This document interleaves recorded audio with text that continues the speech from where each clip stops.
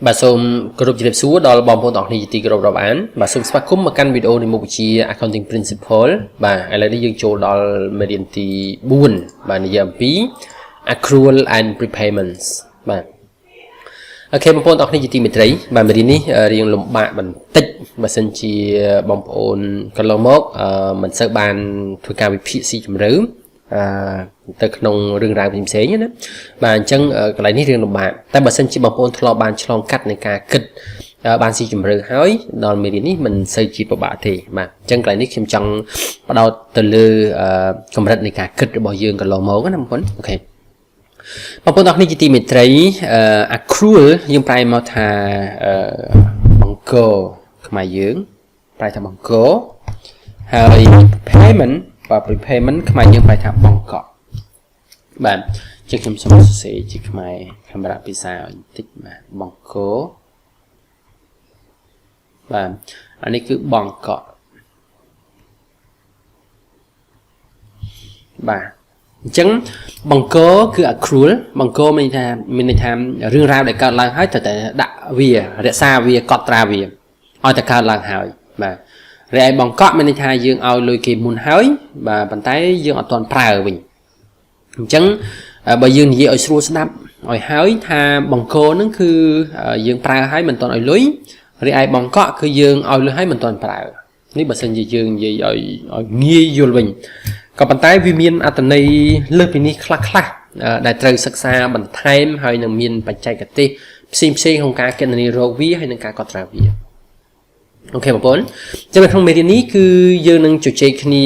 6ចំណុចសំខាន់ដែលបងប្អូនទាំងត្រូវបដោតការយកចិត្តទុកដាក់និងត្រូវចេះវាបាទទី1គឺយើងនិយាយអំពី accrual concept ដែលមេរៀននេះផ្ទាល់នឹងជជែកអំពី accrual concept នេះតែម្ដងទី2និយាយអំពីសំដៅមិនប្រែបាទទស្សនៈបង្គោលណា accrual concept ទី2 accrual expenses បាទចំណាយបង្គោលមានថាចំណាយមិនទាន់បានឲ្យលុយគេហើយទី3គឺ prepaid expense ចំណាយដែលបានបង់លុយហើយប៉ុន្តែមិនទាន់ប្រើបាទចំណាយដែលបានបង់លុយមុនបាទទី4គឺ expenses with prepaid and accrual element បាទចំណាយដែលមានធាតុទាំងបង្កក់ផងបង្គោលផងនៅជាមួយគ្នាចំណាយតែមួយរឿងទេប៉ុន្តែវាមានរឿងហ្នឹងមានបង្កក់ផងបងលុយមុនមិនទាន់ប្រើផងមានប្រើហើយមិនទាន់ឲ្យលុយផងបាទរឿងស្មុគស្មាញចាំយើងជជែកគ្នាល្បិតនៅចំណុចទី4ទី5គឺ miscellaneous income បាទចំណូលផ្សេងបាទចំណូលផ្សេងដែលមានបង្កក់អីហ្នឹងដែរបាទហើយនៅចុងក្រោយគឺ prepayment and accrual in financial statement ការបង្កក់ហើយនៅបង្កនៅក្នុងរបាយការណ៍ហិរញ្ញវត្ថុតើវានឹងបង្ហាញខ្លួននៅកន្លែងណាខ្លះនៃរបាយការណ៍ហិរញ្ញវត្ថុបាទអញ្ចឹងចំណុចទី6ចុងក្រោយអូខេតាអញ្ចឹងយើងឆ្ពោះទៅដល់ចំណុចលេខ1ធំតែម្ដងគឺ accrual concept បងប្អូនតែឥឡូវយើងបដោតទៅលើចំណុចនេះ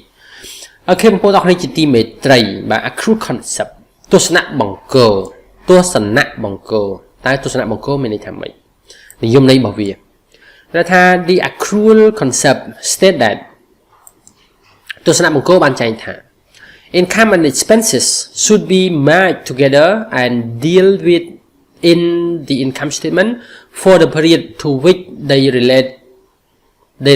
regardless of the period in which the cash was actually received or paid បាទអញ្ចឹងគេថាចំណូលនិងចំណាយទាំងឡាយគួរតែត្រូវបានគេផ្គូផ្គងគ្នាចំណូលនិងចំណាយទាំងឡាយគួរតែត្រូវបានគេផ្គូផ្គងគ្នាអូខេផ្គូផ្គងគ្នាបាទផ្គូផ្គងជាមួយគ្នាហ្នឹងនៅក្នុងរបាយការណ៍ចំណេញខាតសម្រាប់ period មួយសម្រាប់ក្នុងកំឡុងពេលមួយបើទោះជាវាមិនបានប៉ះពាល់ទៅដល់លុយនៅក្នុង period នោះក៏ដោយមានន័យថាបានទទួលឬក៏បានបង់លុយក៏ដោយចុះបាទអញ្ចឹងកន្លែងហ្នឹងគេចង់បញ្ជាក់បងប្អូនថាចំណូលនិងចំណាយយើងត្រូវតែទទួលស្គាល់វាយើងត្រូវតែកត់ត្រាវា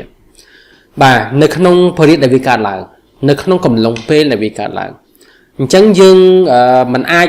ទុកវាសិនរហូតចាំដល់ពេលបានលុយបានយើងកត់ទេគឺយើងត្រូវបានយើងកត់នៅពេលដែលវាកើតទស្សនៈហ្នឹងនិយាយអញ្ចឹងណាបាទអញ្ចឹងបើទោះជាយើងកើតហើយមិនទាន់បានឲ្យលុយក៏ដោយបើសិនជាចំណាយ ឬក៏កើតហើយមិនទាន់បានទទួលលុយក៏ដោយបើសិនជាចំណូលបាទក៏យើងត្រូវតែកត់ដែរណាក៏យើងត្រូវតែកត់នៅក្នុងរបាយការណ៍ថាវាជាចំណូលវាជាចំណាយដែរអូខេបងប្អូននេះគេហៅថាទស្សនៈបង្គោលអញ្ចឹងខ្ញុំចង់រំលឹកកន្លែងនេះបន្តិចឲ្យបងប្អូនចាប់អារម្មណ៍ទស្សនៈបង្គោលគឺជាទស្សនៈមួយដែលជំរុញឬក៏ដែលបើកផ្លូវឲ្យយើងអាចកត់ត្រារឿងរ៉ាវជំពាក់បានណាបងប្អូនបើគ្មានទស្សនៈបង្គោលទេរឿងដែលកើតឡើងជាគេហៅ credit transaction ប្រតិបត្តិការជំពាក់យើងមិនអាចកត់បានទេបាទដោយសារតែទស្សនៈបង្គោល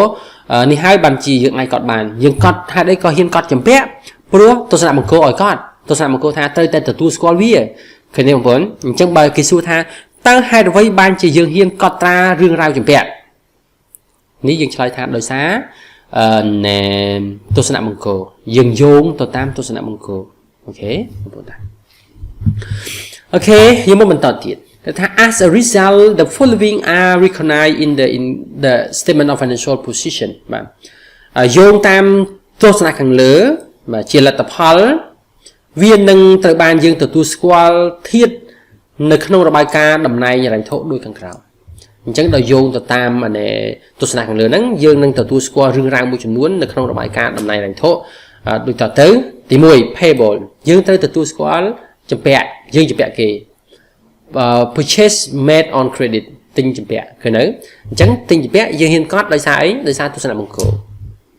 ទី2 receivable គោលបំណុលគេហៅថា for sale made on credit សម្រាប់ការលក់ជំពាក់ accrual បាទ accrual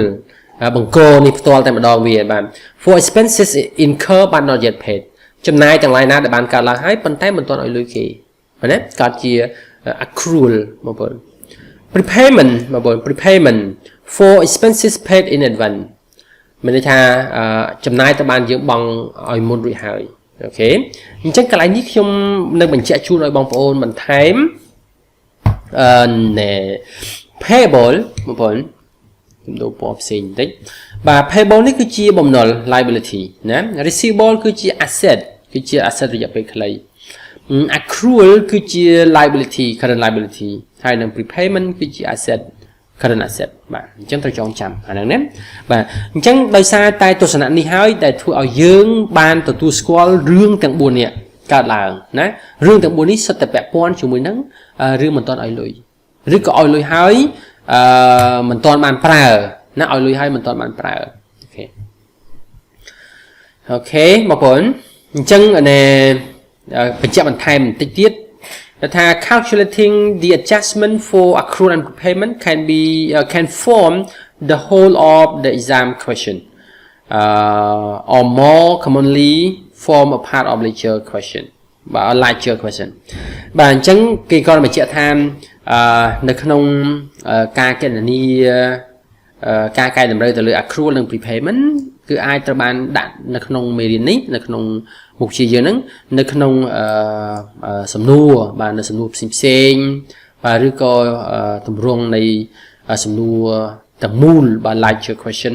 ថាគេអាចកាត់យកជាផ្នែកមកសួរឬក៏អាចដាក់លំហាត់ទាំងមូលពេញតែម្ដងមកឲ្យបងប្អូនណាបាទអញ្ចឹងក្នុងហ្នឹងគឺគេដាក់ជាផ្នែកនេះជា exam question ហ្នឹងគឺមាន activity 1បាទចា activity 1នេះខ្ញុំសូមកាត់ដាក់វីដេអូមួយផ្សេងទៀតដើម្បីបកស្រាយអំពីរឿងនេះបាទអញ្ចឹងដើម្បីកុំឲ្យវីដេអូនេះវាវែងពេកអញ្ចឹងនៅក្នុងនេះសរុបមកវិញ accrual concept គឺយើងសំដៅទៅលើទស្សនៈទាំងឡាយណាដែលបានចែងថាចំណូលនិងចំណាយត្រូវតែធ្វើការកត់ត្រានៅក្នុងពេលដែលវាកើតឡើងបើទោះជាចំណូលនោះឬក៏ចំណាយនោះមិនទាន់ពាក់ព័ន្ធនឹងលុយក្នុងបរិយានោះក៏ដោយចោះក៏យើងត្រូវតែកត់ត្រាដែរបាទអញ្ចឹងកន្លែងហ្នឹងមានន័យថាបើកច្រកឲ្យយើងកត់ត្រារឿងរ៉ាវជំពាក់អូខេបងប្អូនបាទអញ្ចឹង accrual concept មានអត្ថន័យបែបនេះសូម